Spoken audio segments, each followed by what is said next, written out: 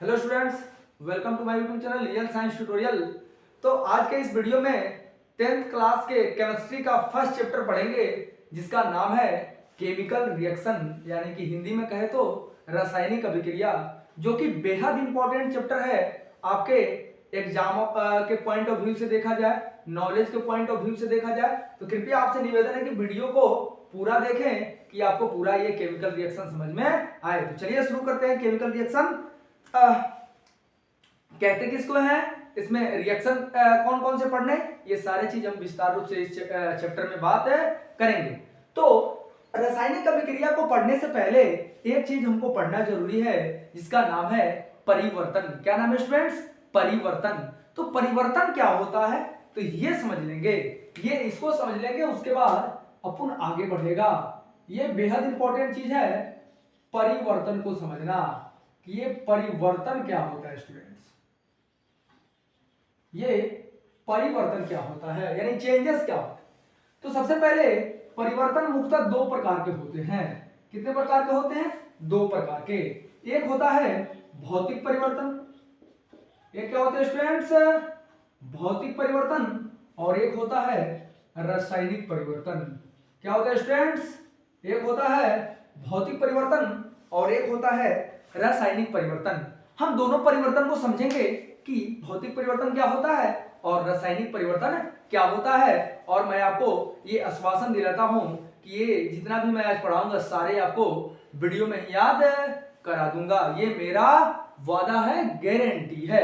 चलिए, तो भौतिक परिवर्तन क्या होता है, जैसे फॉर एग्जांपल अगर हम देखते हैं बर्फ को, किसको? बर्फ को। तो बर्फ की अवस्था क्या होती है? ठोस होती है। क्या होती है जी स्टूडेंट्स? ठोस होती है। अगर मान लीजिए कि ये पानी बन गया। क्या बन गया स्टूडेंट्स? पानी। क्योंकि जाहिर सी बात है कि बर्फ पानी बन सकता है। तो इसकी अवस्था क्या हो गई? द्रव अवस्था हो गई। क्या अवस्था हो गई स्टूडेंट्स? द्रव अवस्था। अगर हम बर्फ का फॉर्मूला देखें तो होता है H2O। क्या होता है स्टूडेंट्स? H2O। इसका अगर हम देखें पानी का फॉर्मूला तो ये सारा दुनिया जानता है, सारे लोग जानते हैं कि इसका जो फॉर्मूला होता है वो क्या होता है स्टूडेंट्स? इसका जो फॉर्मूला होता है वो भी क्या होता है? H2O। तो अगर हम देखें यहां पर देखें स्टूडेंट्स, तो देख रहे हैं कि बर्फ का पहले अवस्था क्या था? ठोस था। बाद में अवस्था क्या हो गया? द्रव हो गया। लेकिन इसके रासायनिक, ये देखिए, इसके फॉर्मूला में कोई भी परिवर्तन नहीं हुआ। इसके फॉर्मूला में कोई भी परिवर्तन स्टूडेंट नहीं हुआ। यहां भी H2O था, यहां भी क्या रहा? H2O ही रहा। लेकिन देखा जाए तो इसके भौतिक अवस्था में यानी इसके अवस्था में परिवर्तन हो गया। इसके अवस्था में परिवर्तन स्टूडेंट्स हो गया। यहां जो परिवर्तन हुआ है वो किसमें हुआ है? अवस्था में। इस यहां पर किसमें परिवर्तन हुआ है जी? अवस्था में परिवर्तन हुआ है। लेकिन क्या रासायनिक संगठन में कोई परिवर्तन हुआ है? क्या अगर हम देखें कि रासायनिक में यानी कि इसके फॉर्मूला में कोई परिवर्तन हुआ है स्टूडेंट्स? आप देखिए तो आप कहिएगा सर इसके फॉर्मूला में तो कोई चेंजेस नहीं हुए। यानी कि हम कह सकते हैं कि इस प्रकार के जो परिवर्तन है जिसमें केवल भौतिक अवस्था में परिवर्तन हो सकता है, उसके रासायनिक संगठन में कोई परिवर्तन नहीं होता, तो उसे हम भौतिक परिवर्तन बोल देंगे। क्या बोल देंगे स्टूडेंट? भौतिक परिवर्तन बोल देंगे। जैसे मैं आपको गांव देहात की भाषा में एक चीज समझाता हूं। जैसे मान चलिए लकड़ी है। क्या है? लकड़ी है। आप उसको काटे, है ना, उसके बाद उसका पलंग बनाए, चौकी बनाए, कुर्सी बनाए, टेबल बनाए, लेकिन वो क्या है? वो क्या है स्टूडेंट्स? वो लकड़ी का लकड़ी ही है। कोई नया पदार्थ नहीं बना है, कोई नया पदार्थ नहीं बना है। देखिए इसमें कोई नया पदार्थ बना है? H2O में कुछ नया पदार्थ बना है? नहीं बना है। इसके केवल अवस्था में परिवर्तन हो गया। ये पानी का पानी ही है। पानी का पानी यानी कि H2O का H2O ही है। केवल इसके, अब ये गैस में बन जाए तब भी इसका फॉर्मूला क्या होगा? H2O ही होगा। स्टूडेंट समझ में आया कि नहीं है आपको? तो जैसे लकड़ी का हमने बता रहा है कि लकड़ी को आप काट दिए, है ना, उसको टेबल कुर्सी जो बनाना था बना दी, लेकिन वो लकड़ी ही है। केवल आप भौतिक अवस्था में परिवर्तन लाए हैं, उसके रासायनिक में कोई परिवर्तन नहीं लाए। लेकिन वही रासायनिक परिवर्तन में क्या होता है? रासायनिक परिवर्तन में जैसे ग्लूकोज होता है। क्या होता है स्टूडेंट्स? एक मिनट। ग्लूकोज बदल जाता है एल्कोहल में। किसमें? एल्कोहल में। किसमें बदल जाता है स्टूडेंट्स? एल्कोहल में। तो ग्लूकोज का सूत्र होता है C6H6 सॉरी एक मिनट, C6H12O6, ये ग्लूकोज का फॉर्मूला स्टूडेंट्स, इसका फॉर्मूला है ग्लूकोज का। ये बदला किसमें है, ये बदला किसमें है, एल्कोहल में, जिसका फॉर्मूला होता है C2H5OH। क्या होता है स्टूडेंट्स, C2H5OH। अब यहां पर आप कंपेयर कीजिए, यहां पर कंपेयर कीजिए, यहां पर इसके भौतिक अवस्था में, यानी कि जब ये बर्फ से पानी बना तो तब भी इसका फॉर्मूला H2O रहा, और द्रव बना तब भी इसका फॉर्मूला क्या रहा, H2O रहा। लेकिन यहां पर देख रहे हैं कि ग्लूकोज से एल्कोहल बन गया, ग्लूकोज से क्या बन गया स्टूडेंट्स, एल्कोहल बन गया। फिर भी इसका फॉर्मूला, सॉरी, ये ग्लूकोज से क्या बन गया, एल्कोहल बन गया, और देख रहे हैं कि इसका फॉर्मूला भी क्या हो गया है, बदल गया है। यहां पर जो फॉर्मूला आपको दिखाई दे रहा है स्टूडेंट्स, वो है C6H12O6 है, और इधर जो बना है C2H5OH है। C2H5 क्या है स्टूडेंट्स, OH है, लेकिन यहाँ पर H2O है, यहाँ पर क्या है, H2O है। जैसे एक और एग्जांपल, जैसे दूध से दही बन जाना, क्या बन जाना, दूध से दही बन जाना। क्या आप ऐसा हो सकता है कि फिर आप दूध से, सॉरी, दही से दूध बना, नहीं हो सकता, यानी कि वो नया पदार्थ बना है। तो जिस भी रासायनिक अभिक्रिया में नया पदार्थ बन रहा है, नया पदार्थ, उसको हम रासायनिक परिवर्तन बोलते हैं। जिस परिवर्तन के कारण नया पदार्थ बन रहा है, तो उस प्रकार के परिवर्तन को हम रासायनिक परिवर्तन बोलते हैं। और वैसा परिवर्तन जिसमें केवल भौतिक अवस्था में परिवर्तन हो रहा है, रासायनिक संगठन में कोई परिवर्तन नहीं होता, उसे हम भौतिक परिवर्तन बोलते हैं। समझ में आया कि नहीं आया, तो क्या लिखेंगे, यहां पर केवल भौतिक गुणों में परिवर्तन आएगा स्टूडेंट्स, क्या आएगा, भौतिक गुणों में केवल परिवर्तन आएगा, भौतिक गुणों में परिवर्तन, भौतिक गुणों में परिवर्तन आता है, लिखेंगे भौतिक गुणों में परिवर्तन आता है। उसके बाद लिखेंगे रासायनिक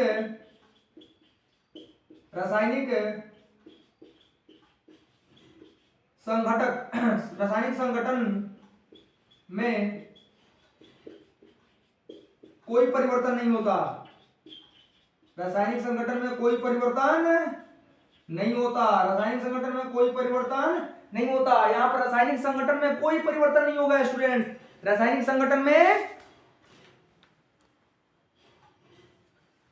चलिए, रासायनिक संगठन में कोई भी परिवर्तन नहीं होगा। लेकिन यहां पर क्या होगा, यहां पर क्या होगा स्टूडेंट्स, यहां पर क्या होगा, तो यहां पर रासायनिक संगठन में परिवर्तन होगा। यहां पर क्या होगा, रासायनिक संगठन में, क्या बात है, रासायनिक संगठन में परिवर्तन होगा, रासायनिक संगठन में परिवर्तन होगा स्टूडेंट, बिल्कुल होगा, रासायनिक संगठन में परिवर्तन होगा, यहाँ पे है ना, रासायनिक संगठन में परिवर्तन होगा। दूसरा बात क्या है, दूसरा है कि जैसे रंग में भी परिवर्तन हो सकता है, यानी कि मान लीजिए रंग में परिवर्तन हो गया, रंग में, तो ऐसा हो सकता है कि भौतिक अवस्था में भी परिवर्तन हो सकता है। रंग में परिवर्तन यानी लिखेंगे भौतिक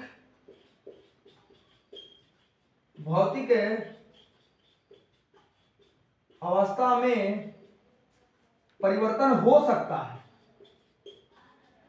परिवर्तन हो सकता है स्टूडेंट, हो सकता है, यानी कि ये लिख देंगे। यानी कि इसमें देखें तो केवल भौतिक गुणों में परिवर्तन आता है, रासायनिक संगठन में कोई परिवर्तन नहीं आता। इसमें देखें तो रासायनिक संगठन में परिवर्तन होगा, रंग परिवर्तन यानी कि भौतिक अवस्था में परिवर्तन हो सकता है ना। इतना चीज अगर आपको समझ में आया है तो एक बार वीडियो को लाइक तो बनता है। चलिए अब इसके आगे हम पढ़ेंगे भौतिक परिवर्तन और रासायनिक परिवर्तन में एक अंतर लिखेंगे, रासायनिक और भौतिक परिवर्तन में एक छोटा सा अंतर लिखेंगे स्टूडेंट्स। मैं यहीं पर लिख दूंगा, इसको मिटा के एक छोटा सा मैं अंतर लिखूंगा भौतिक परिवर्तन में और रासायनिक परिवर्तन में, एक मैं अंतर लिखूंगा जो कि बेहद इंपॉर्टेंट होगा आपके लिए। आप इसको याद रखेंगे, आप इसको क्या करेंगे स्टूडेंट्स, याद रखेंगे। तो क्या याद रखेंगे, तो आपसे सवाल पूछ दे, ऐसा हो सकता है कि आपसे सवाल पूछ दे कि रासायनिक परिवर्तन और भौतिक परिवर्तन में अंतर लिखें, तो आप क्या लिख सकते हैं, तो आप एक तरफ लिख देंगे भौतिक परिवर्तन, एक तरफ क्या लिख देंगे स्टूडेंट्स, तो आप एक तरफ लिखेंगे भौतिक परिवर्तन। क्या लिखेंगे स्टूडेंट्स, भौतिक परिवर्तन। एक तरफ क्या लिखेंगे स्टूडेंट्स, एक तरफ लिखेंगे रासायनिक, एक तरफ क्या लिखेंगे स्टूडेंट्स, रासायनिक परिवर्तन। क्या बात है, रासायनिक परिवर्तन यानी कि फिजिकल चेंजेस, केमिकल चेंजेस। चलिए ये हो गया आपका, ये हो गया। तो पहले हम इसमें लिखेंगे, इसमें क्या होगा, तो इसमें नया पदार्थ नहीं बनेगा। इसमें क्या होगा, नया पदार्थ नहीं बनता है, नया पदार्थ, नया पदार्थ नहीं बनेगा, नया पदार्थ नहीं बनेगा। दूसरा क्या लिखेंगे, दूसरा दूसरा क्या लिखेंगे स्टूडेंट्स, दूसरा आप लिख सकते हैं रासायनिक संगठन में कोई परिवर्तन नहीं होगा। दूसरा क्या लिखेंगे, रासायनिक संगठन में कोई परिवर्तन नहीं होगा, नहीं होगा स्टूडेंट्स। तीसरा क्या लिख सकते हैं, तीसरा लिख सकते हैं आप, तीसरा लिख सकते हैं भौतिक गुणों में परिवर्तन होगा। तीसरा लिख सकते हैं, तीसरा क्या लिखेंगे स्टूडेंट्स, भौतिक गुणों में परिवर्तन होगा। क्या लिखेंगे, भौतिक गुणों में परिवर्तन होगा, है ना। उदाहरण के लिए आप क्या लिख सकते हैं, उदाहरण के लिए इसमें लिख सकते हैं, उदाहरण के लिए लिख सकते हैं जैसे वाष्पन, वाष्पन, है ना, गलन, हिमीकरण, हिमीकरण इत्यादि। क्या लिख सकते हैं, इत्यादि। ये उसके उदाहरण हो जाएंगे। अच्छा, रासायनिक परिवर्तन में क्या लिखेंगे स्टूडेंट, रासायनिक परिवर्तन में क्या लिखेंगे, तो जस्ट इसका उल्टा लिखेंगे। इस पे लिखेंगे नया पदार्थ बनेगा। क्या बात है, रासायनिक परिवर्तन में नया पदार्थ बनेगा। क्या बनेगा स्टूडेंट्स, नया पदार्थ बनेगा, नया पदार्थ बनेगा, इसमें नया पदार्थ बनेगा। दूसरा नंबर क्या लिखेंगे, रासायनिक संगठन में परिवर्तन होगा। वेरी गुड, रासायनिक, रासायनिक संगठन, संगठन, रासायनिक संगठन, संघटक, सॉरी सॉरी सॉरी सॉरी संघटक लिखिए, रासायनिक संगठक, संघटक, रासायनिक संगठक में परिवर्तन होगा, होगा, होगा, बिल्कुल होगा। तीसरा नंबर क्या लिखेंगे, तो तीसरा निकालेंगे भौतिक गुणों में परिवर्तन हो सकता है। क्या लिखेंगे, भौतिक गुणों में परिवर्तन हो सकता है। लिखेंगे भौतिक गुणों में परिवर्तन हो सकता है, हो सकता है। अच्छा, इसका उदाहरण क्या क्या लिखेंगे आप, तो इसका उदाहरण आप लिखेंगे, उदाहरण क्या लिखेंगे स्टूडेंट, उदाहरण लिखेंगे भोजन का पचना। क्या लिखेंगे, भोजन का,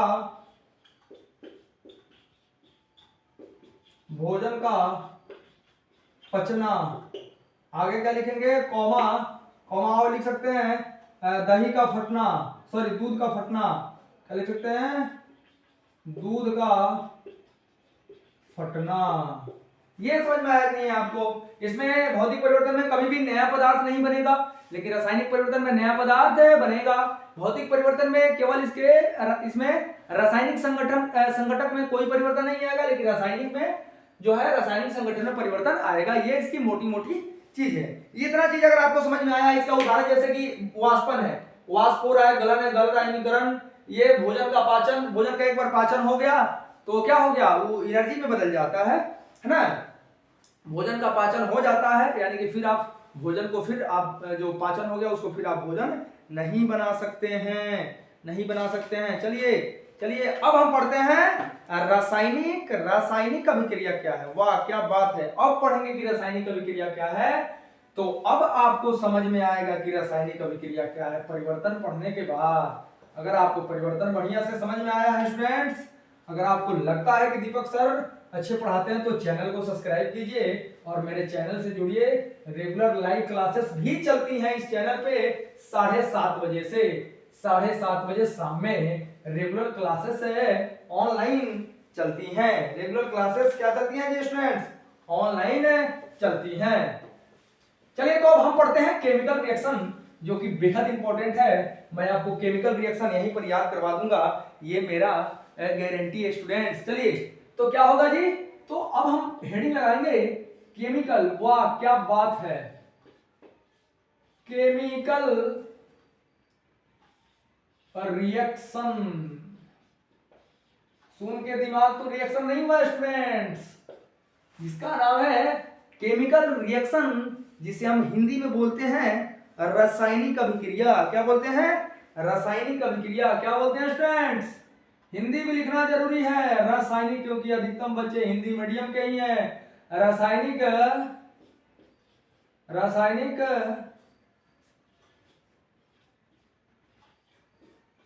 अभिक्रिया। अरे मजा आ रहा है कि नहीं स्टूडेंट क्लास में? रासायनिक अभिक्रिया क्या होता है? रासायनिक अभिक्रिया, तो रासायनिक अभिक्रिया में क्या होता है तो मैं आपसे सिंपल बात बताता हूं। जैसे मान के चलिए कि दो पदार्थ मिले और एक नया पदार्थ बन गया, तो इस घटना को हम रासायनिक अभिक्रिया बोल देंगे। या एक कोई पदार्थ है जो टूट के, एक कोई पदार्थ है जो टूट के नया पदार्थ बना दिया, उसे हम रासायनिक अभिक्रिया कहते हैं। क्या बोलते हैं स्टूडेंट्स? से रासायनिक अभिक्रिया बोलते हैं। अरे जैसे मान के चलिए कि कोई भी दो पदार्थ है, उसको आप मिलाए और एक नया चीज बन गया, उसे हम रासायनिक अभिक्रिया बोल देंगे। क्या बोल देंगे स्टूडेंट्स? या कोई भी एक पदार्थ है, पदार्थ का मतलब क्या होता है स्टूडेंट्स? पदार्थ आप तो पढ़े होंगे 9th क्लास में। पदार्थ हम हर वो चीज को कहते हैं जिसके पास द्रव्यमान होता है और जो जगह घेरे, वो सारा का सारा क्या स्टूडेंट्स? वो सारा का सारा पदार्थ है। सारा का सारा क्या है? पदार्थ है। सारा का सारा पदार्थ है ना। चलिए तो क्या होता है रासायनिक अभिक्रिया? तो ऐसे सिंपल से भाषा में समझिए, यानी कि मान के चलिए कि कोई पदार्थ है, कोई क्या है जी? पदार्थ। जैसे मान लीजिए कोई कार्बन पदार्थ है। क्या है स्टूडेंट्स? कार्बन कोई पदार्थ है और ये मान लीजिए कि ऑक्सीजन से मिला और एक नया चीज बना दिया जिसका नाम है कार्बन डाइऑक्साइड। यानी कि हम अगर सिंपल भाषा में लिखने का, 1 मिनट मैं इसको ऐसे लिखता हूं कि आपको समझ में आएगा। जैसे मान के चलिए है ना कि ये कोई पदार्थ है। मान लीजिए कि ये कोई दो पदार्थ मिले। मान लीजिए कि ये कोई दो पदार्थ मिले, ये कोई दो पदार्थ मिले। दो पदार्थ के मिलने से स्टूडेंट्स, दो पदार्थ के मिलने से नया पदार्थ बन गया। क्या बन गया स्टूडेंट्स? ये क्या, इसको मान लेंगे कि ये दो पदार्थ हैं। क्या है स्टूडेंट्स? दो पदार्थ हैं और दोनों पदार्थों के मिलने से मान लीजिए कि नया पदार्थ का निर्माण हो गया। कोई नया पदार्थ बन गया। क्या बन गया? कोई नया पदार्थ बन गया, तो इसे हम रासायनिक अभिक्रिया कहते हैं। तो इस प्रकार के घटना को, परिघटना को हम रासायनिक अभिक्रिया बोल देते हैं। क्या बोल देते हैं स्टूडेंट्स? रासायनिक अभिक्रिया बोल देते हैं। अरे आया कि नहीं समझ में? आया कि नहीं समझ में? आया बिल्कुल आया। आया कि नहीं? चलिए अब हम आते हैं आपके एग्जाम्पल पे। अब आते हैं एग्जाम्पल पे, तो आपको बेहतर से समझ में आएगा बिल्कुल आपको समझ में आएगा, है ना। चलिए जैसे अब मैं बात करता हूं, जैसे फॉर एग्जांपल मान लीजिए कि एक पदार्थ है जिसका नाम है कार्बन। क्या नाम है स्टूडेंट्स? कार्बन। और एक पदार्थ है ऑक्सीजन। क्या पदार्थ है स्टूडेंट्स? ऑक्सीजन। क्या पदार्थ है? ऑक्सीजन। और जब ये दोनों मिले तो एक नया पदार्थ बना जिसका नाम है कार्बन। क्या नाम है स्टूडेंट्स? Carbon dioxide. क्या नाम है स्टूडेंट्स का? Carbon dioxide.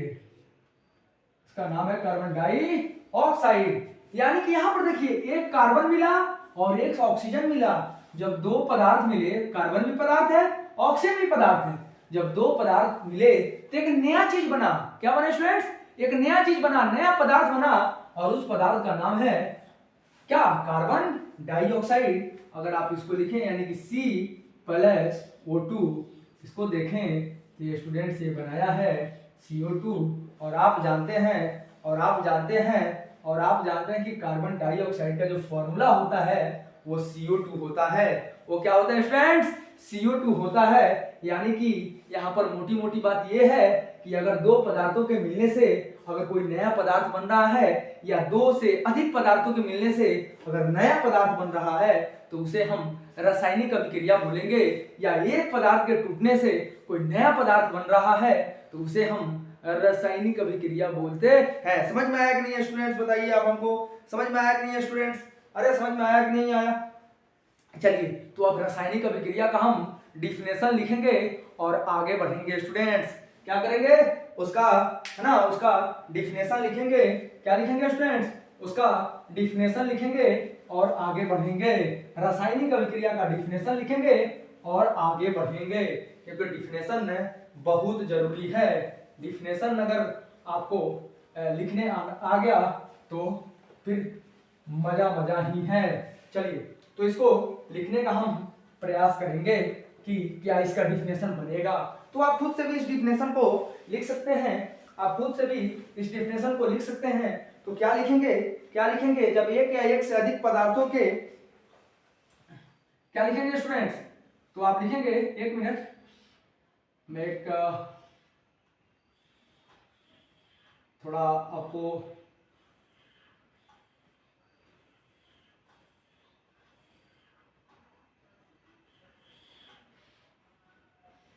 चलिए, तो क्या लिखेंगे रासायनिक अभिक्रिया का? ये हमने थोड़ा करकारी दिखा दिया यार। चलिए, यहां लिखेंगे जब, क्या लिखेंगे स्टूडेंट्स?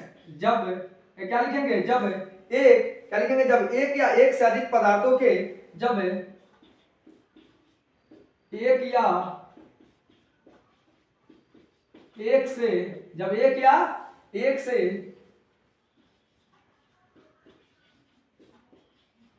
अधिक पदार्थों के परमाणु, क्या लिखेंगे? जब एक या एक से अधिक पदार्थों के परमाणु पुनर्व्यक्त होकर, क्या लिखेंगे?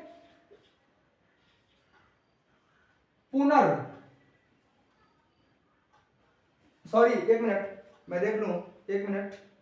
हाँ, पूर्ण व्यक्त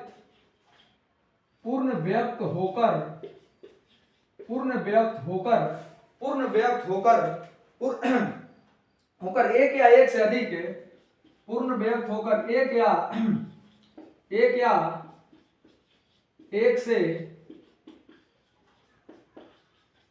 अधिक, एक या एक से अधिक पदार्थों का, नए पदार्थों का लिखेंगे। एक या एक से अधिक नए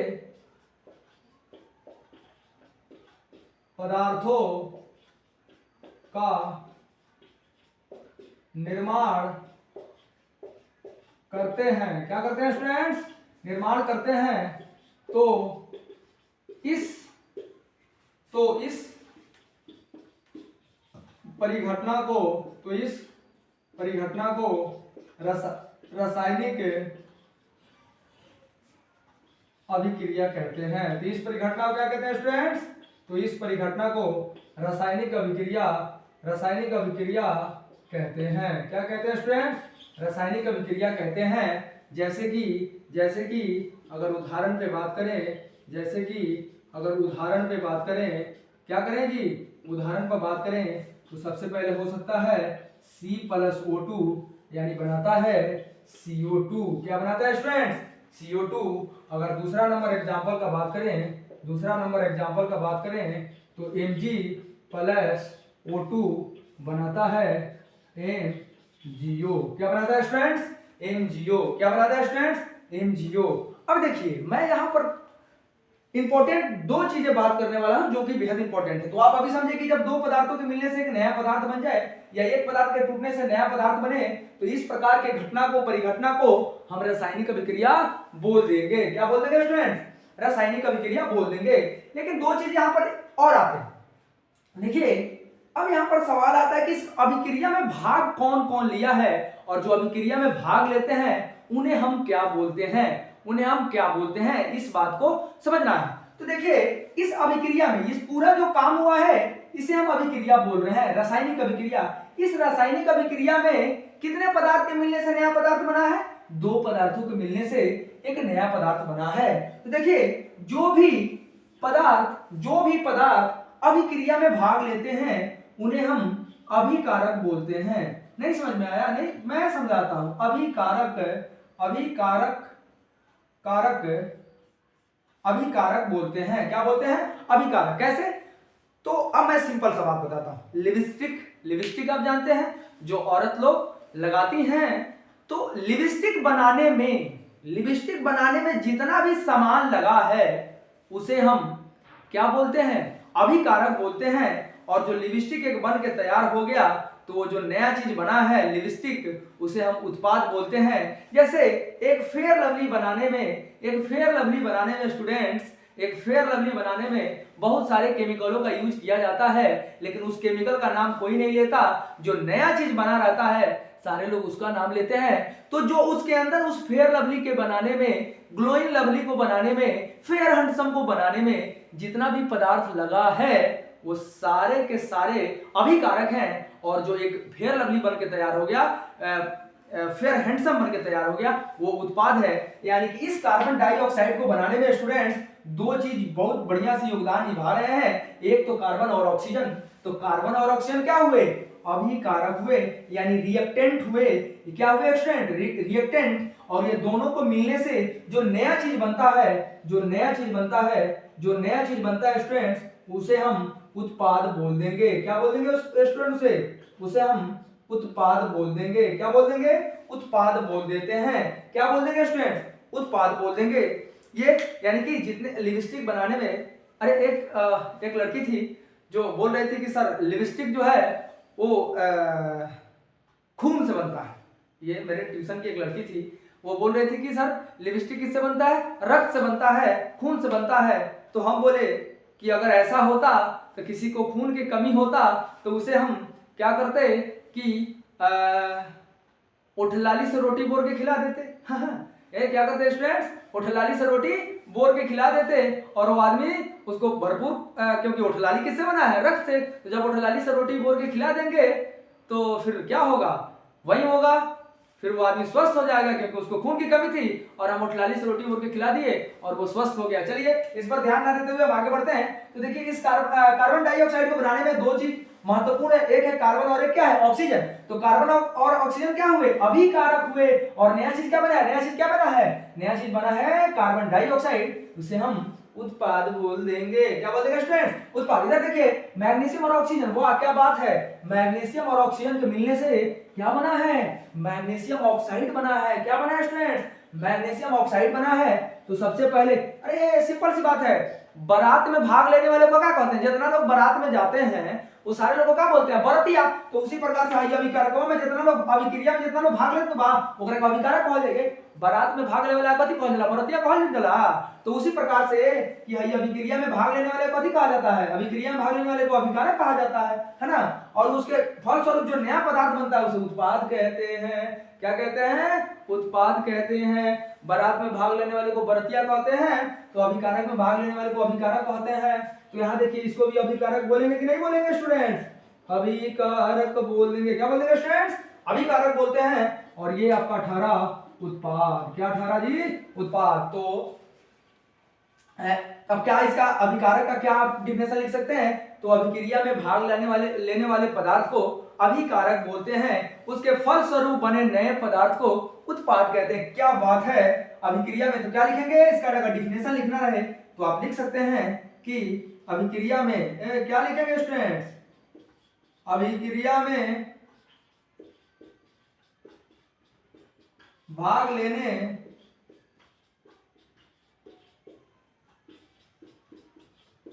वाले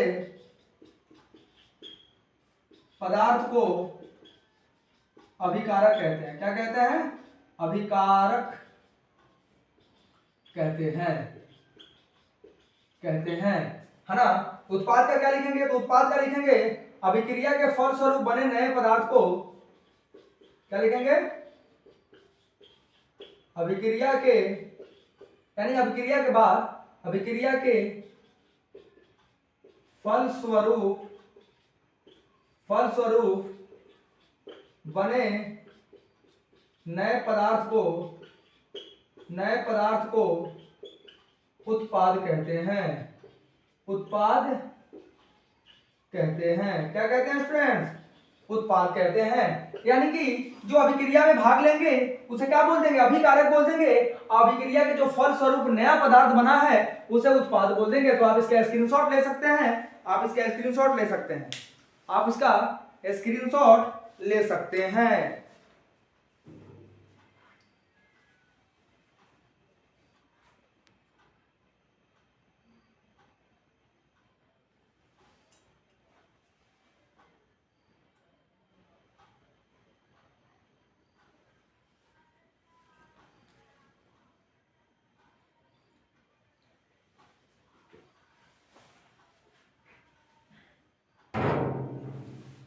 चलिए चलिए, आई होप आप लोग को समझ में आया होगा।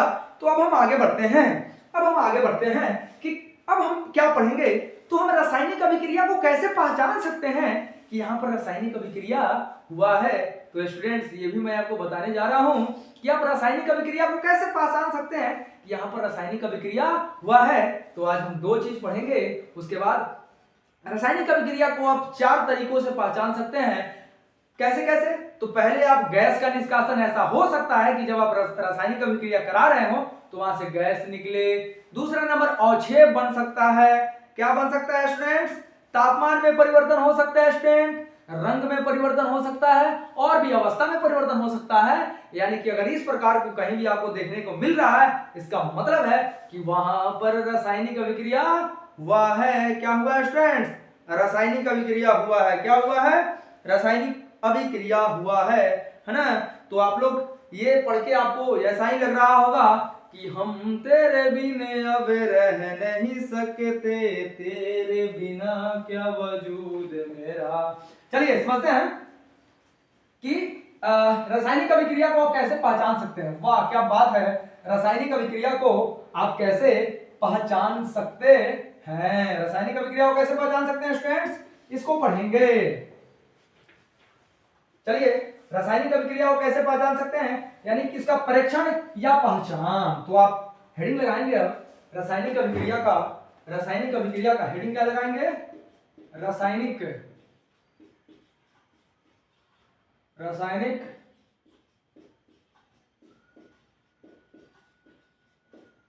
अभिक्रिया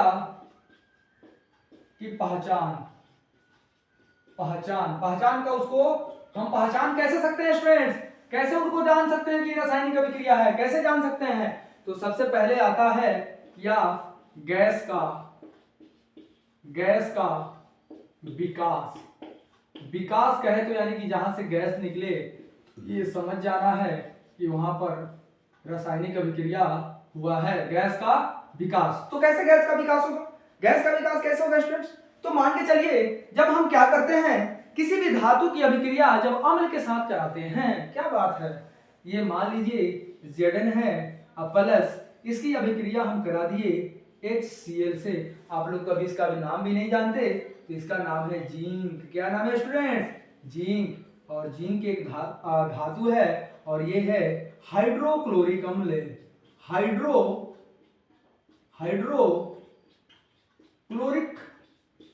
हाइड्रोक्लोरिक अम्ल। क्या बात है स्टूडेंट्स? हाइड्रोक्लोरिक अम्ल है ना। जब ये दोनों मिलते हैं तो क्या होता है कि ये Zn चला जाता है Cl के पास और ये हाइड्रोजन गैस निकलने लगता है।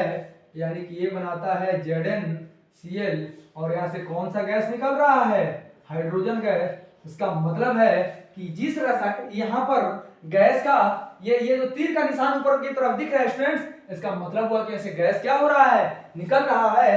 तो ये बना लिया है जिंक क्लोराइड। क्या बना लिया है? Zinc chloride. क्या बना लिया स्टूडेंट्स? Zinc chloride. और यहां से कौन सा गैस निकल रहा है? Hydrogen gas. कौन गैस? Hydrogen gas. यानी कि इस अभिक्रिया में गैस निकल रहा है। इस अभिक्रिया में क्या हो रहा है? गैस निकल रहा है। तो अभी हमने बताया कि अब रासायनिक अभिक्रिया जहां भी गैस निकल रहा हो, विकास मतलब निष्कासन, जहां से जिस भी रासायनिक अभिक्रिया से गैस निकल रहा हो, इसका मतलब है कि वहां रासायनिक अभिक्रिया हुआ है। तो देखिए हम कह सकते हैं कि ये जो अभिक्रिया आपको दिख रहा है, ये जो घटना आपको दिख रहा है, ये रासायनिक अभिक्रिया की घटना है, क्योंकि यहाँ पर क्या हुआ है स्टूडेंट्स, यहाँ पर हुआ है, यहाँ से गैस निकल रहा है, यहाँ से क्या हो रहा है स्टूडेंट्स, यहाँ से गैस निकल रहा है। और भी हम लोग के साथ करा सकते हैं, और भी हम लोग के साथ करा सकते हैं, और भी जैसे कि आप जिंक की अभिक्रिया करा दीजिए H2SO4, क्या बात है। देखिए इसे तो आप जानते हैं जिंक बोलते हैं, क्या बोलते हैं स्टूडेंट, जिंक, और इसे क्या बोलते हैं, सल्फ्यूरिक अम्ल, क्या बोलते हैं, सल्फ्यूरिक अम्ल। जब ये अभिक्रिया करते हैं तो ये ZnSO4 बनाता है और यहाँ से H2 बाहर हो जाता है, यानी ये बनाता है ZnSO4 और यहाँ से ये हाइड्रोजन गैस निकलने लगता है। कौन गैस निकलता है, और इसे बोलते हैं जिंक सल्फेट, क्या बोलते हैं, जिंक सल्फेट, या इसको बोलते हैं जिंक सल्फर, बोलते हैं हाइड्रोजन गैस यहाँ से निकल ही रहा है। तो जिस भी रासायनिक अभिक्रिया, जिस भी घटना में किसी भी दो पदार्थ के मिलने से अगर हाइड्रोजन गैस निकल रहा है, इसका मतलब है कि वहां पर कौन सा अभिक्रिया हुआ है, तो आप कह सकते हैं कि वहां से रासायनिक अभिक्रिया हुआ है। तो इसमें भी हम इसको इसको हम अभिकारक बोल देते हैं, और ये जो दो नया चीज बना है, ये जो दो नया चीज बनता है, इसे हम उत्पाद बोल देंगे, क्या बोल देंगे, उत्पाद। और ये जो आपको दिख रहा है, ये है अभिकारक, क्या स्टूडेंट्स है, अभिकारक। यानी कि हम सीधी भाषा में कह सकते हैं कि अभिकारक से, ए स्टूडेंट्स इधर देखिए, अभिकारक से क्या बन रहा है स्टूडेंट्स, अभिकारक से बन रहा है उत्पाद, क्या बन रहा है स्टूडेंट्स, अभिकारक से क्या बन रहा है, उत्पाद बन रहा है। यानी अभिकारक के से क्या बन रहा है स्टूडेंट्स, उत्पाद बन रहा है। ये चीज समझ में आया कि नहीं आया। तो अगर जहां से गैस निकल रहा होगा उसे हम क्या बोल देंगे, तो उसे हम बोल देंगे कि वहां पर रासायनिक अभिक्रिया हुआ है। वहां पर क्या बोल देंगे स्टूडेंट्स, रासायनिक अभिक्रिया हुआ है। चलिए दूसरा चीज कैसे पहचान सकते हैं, तो दूसरा आप पहचान सकते हैं इसके आगे, अगर यहाँ पर है ना, आगे आप पहचान सकते हैं, लिखते चलिएगा अपने कॉपी में, आप अब पहचान सकते हैं तापमान में परिवर्तन, कि तापमान में जहां पर परिवर्तन हो जाए, तो कैसे पहचान सकते हैं स्टूडेंट्स, तापमान में परिवर्तन। दूसरा आप कैसे पहचान सकते हैं, तापमान में परिवर्तन, क्या स्टूडेंट्स, तापमान में परिवर्तन। तो पहले आप जानिए तापमान में वृद्धि कब होगा, तापमान में वृद्धि, क्या स्टूडेंट्स, तापमान में वृद्धि। तो जब हम क्या करते हैं, CaO यानी कैल्शियम ऑक्साइड को जब जल में मिलाते हैं, इसको बोलते हैं बिना बुझा हुआ चूना, क्या बोलते हैं, बिना बुझा हुआ चूना। तो आपसे सवाल पूछ लेगा कि बिना बुझा हुआ चूना का सूत्र क्या होता है, तो CaO होता है, जिसे कैल्शियम ऑक्साइड भी बोलते हैं। जब इसको हम जल के साथ मिलाते हैं, किसके साथ, जल के साथ मिलाते हैं, तो ये बनाता है CaOH का होल ट्वाइस, है ना, यानी कि CaOH का ट्वाइस, और यहां से जो है ऊष्मा निकलता है, क्या निकलता है स्टूडेंट्स, ऊष्मा निकलता है। इसको बोलते हैं कैल्शियम ऑक्साइड, क्या बोलते हैं, कैल्शियम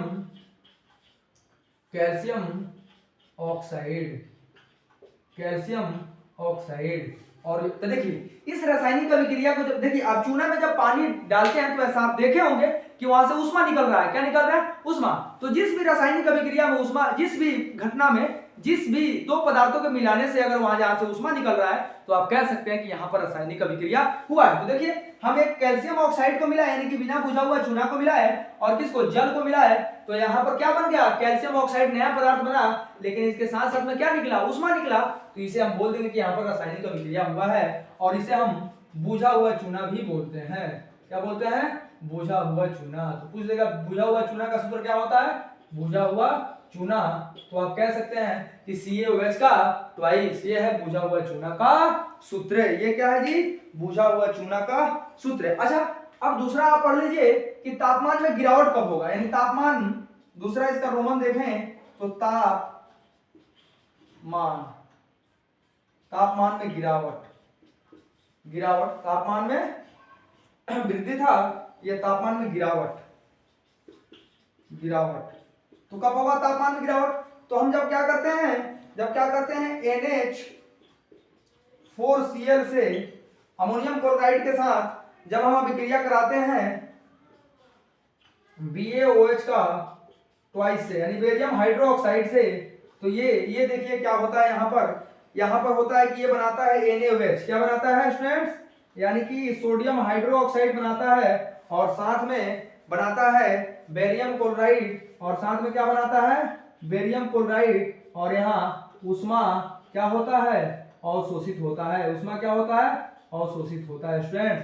यानी कि यहाँ तापमान में वृद्धि नहीं होती, तापमान में गिरावट होता है। अमोनियम क्लोराइड इसे बोलते हैं बेरियम हाइड्रोक्साइड, इसे बोलते हैं सोडियम हाइड्रोक्साइड, इसे बोलते हैं बेरियम क्लोराइड, और ये यहाँ से ऊष्मा क्या होता है? अवशोषित होता है, यानी कि ऊष्मा का यहाँ से उत्सर्जन नहीं होता।